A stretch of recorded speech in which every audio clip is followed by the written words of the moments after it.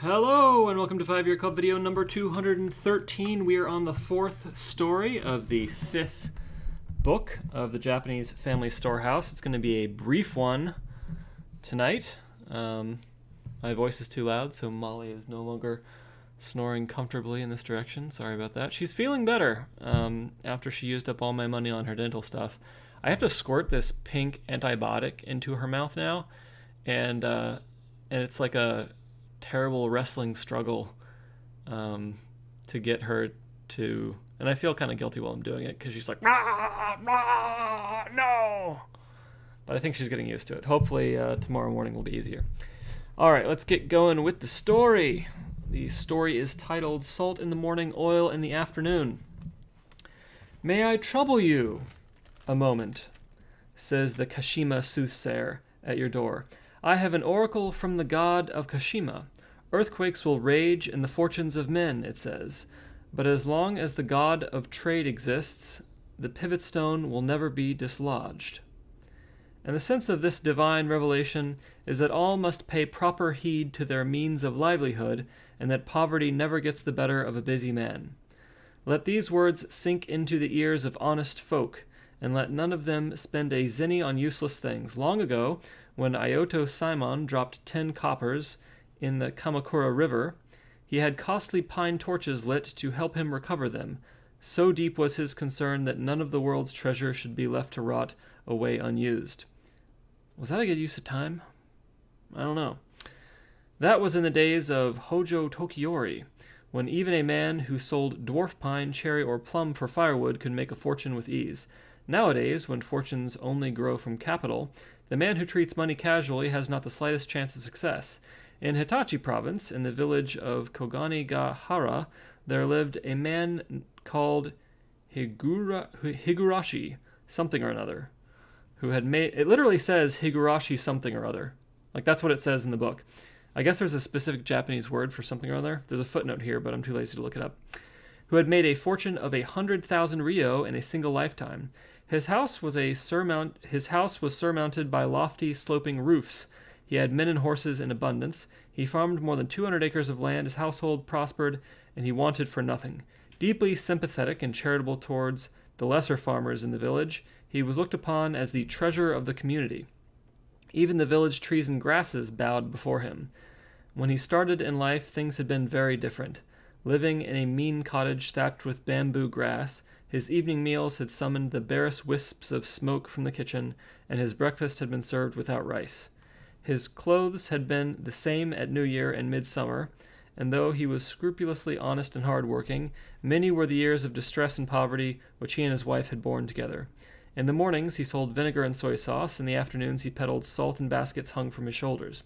In the evenings he changed the baskets to buckets and the salt to cooking oil, and late at night he made straw hoof covers for sale to pack-horse drivers. From his early youth not a moment had been spent in sitting down and doing nothing. His position grew a little better every year, and by the time he was 50 he had increased his capital to 37,000 zeni. He never lost a zeni from the moment he started in trade, and year after year he made a profit, but his original capital had been so small that the process of raising it to 100 ryo was painfully difficult. It was only after the laborious accumulation of the first 100 that he really began his steady advance to the position of a leading millionaire of the eastern provinces, and now, with 4 sons in his family, his good fortune was complete. His house was not far from Edo, and some long-employed ronin, finding it difficult to remain in hiding in the city, and hearing that he was a likely person to help them, came to Kogani village armed with letters of introduction from relations, and earnestly begged his assistance. Higurashi, being a sympathetic man, presented them with a straw-thatched cottage and provided each with a fixed ration. There were 7 or 8 of them, and it was not long before they became boisterous and discontented. But it is hard for a ronin to sell his services in these peaceful days, and since none of them had any alternative, they remained in the village for several years. One of their number, Morishima Ganroku, who was a tolerably intelligent man and something of a scholar, thought, being mindful of his Confucian training, that at least he should do something to show his gratitude for his benefactor's troubles, and accordingly he taught the 4 boys how to recite passages from the 4 books. This was most praiseworthy. Another of the men, Kizuka Shinzaemon, took the second boy in charge, taught him love play in the new Yoshiwara quarter, and got him to spend a great deal of money. One, called Miyaguchi Hanai, was clever at carving little objects with a penknife, and he made ear picks and toy rats from utsugi wood. All day long he chiseled with enthusiasm, and by sending his wares to Toricho in Edo for sale, in 5 or 6 years he made a considerable pile of money.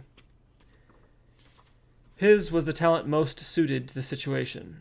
Another, a man called Oura Jinpachi, turned his mind to learning popular songs and little dances, and in due course he developed such a feel for rhythm that there was nothing in the amateur repertoire too difficult for him to master.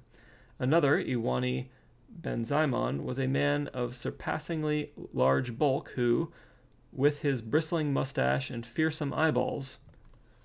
That's a good passage right there. With his bristling mustache and fearsome eyeballs, would have been worth a salary of 300 koku even as a sentry, but his disposition contradicted his looks. Versed in the way of Buddha, he could neither kill a flea which bit him nor squash a worm underfoot. He was an upright and God-fearing man, and it was only his face which was terrible. Lastly, there was a man called Akabori Uzaemon.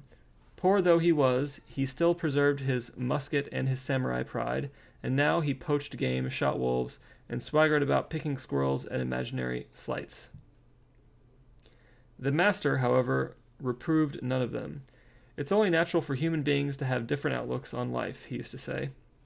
One year there was a general investigation of Ronin, and all these men were expelled from the village.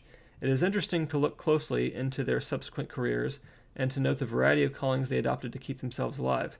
Ganroku, the one who had a taste for literature, earned his living as a street storyteller, reciting excerpts from the military romances on Tsujikai Bridge in Kanda.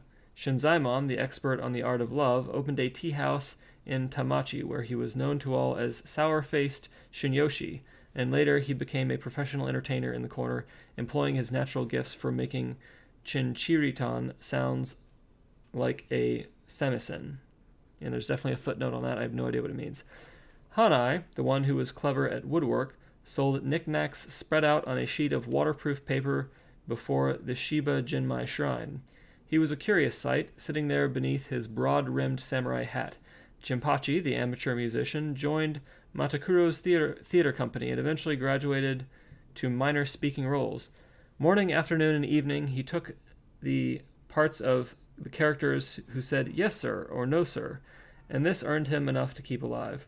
Uzaemon, the one who could not refrain from martial exhibitions, achieved his heart's desire, riding on horseback with an attendant to carry his spear, and he now had a salary of 500 koku, no less than he had earned in the old days. The salvation-minded Banzaemon soon assumed the black robes of a priest, and, looking like a massive Buddha himself, he stood before the great Buddhas at Shiba and reproved himself for his wickedness, chanting prayers to Amida in an ear-splitting voice. In almost every case they had fallen pitifully low. If even men who once enjoyed salaries as samurai can bear to live in these conditions, it must indeed be difficult to die. With their examples in mind, let none of you grow over-fond of arts and accomplishments, and allow your proper business to suffer neglect. These people became what they had always fancied they would prefer to be. When a man is told that he has outstanding talent for this or that, it does him nothing but harm. Poetry is for court nobles, and horsemanship and archery are for the military class, the rich man of Kogani told his numerous children. The art for townsmen is accurate calculation. They should keep their eyes on the needle of the scales and take care to note down everything in their books without a moment's delay.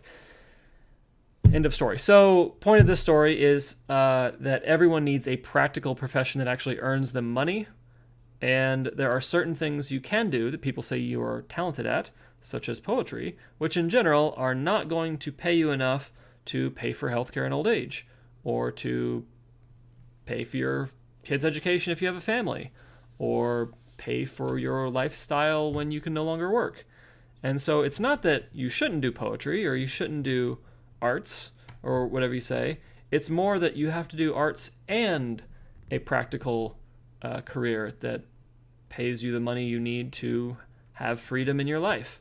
And I think I would definitely emphasize that. That's a theme throughout so many books that I read. I was reading a book on difficult conversations the other day, and it talked about when you are discussing something with someone, especially when it comes to the emotional space, the emotional side of the conversation, where you need to acknowledge their emotions in order for the conversation to move forward.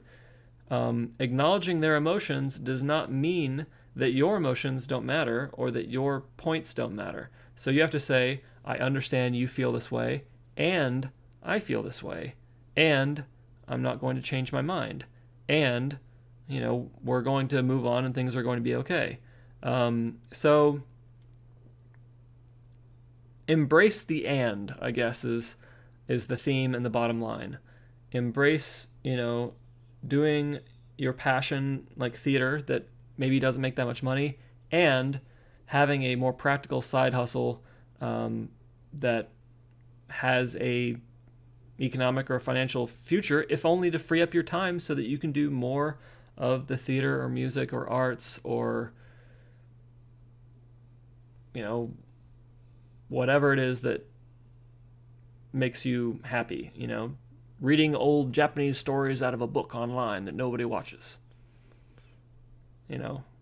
That's why I save my money, so I can sit here night after night doing that. All right. That was it for video number 213. I hope you enjoyed it. I believe there is one more story in book number 5 before we get to book number 6. It's true. And it's a pretty short story, so I could actually do that tonight. I think I might do that tonight, knock out another video. Have a fabulous evening.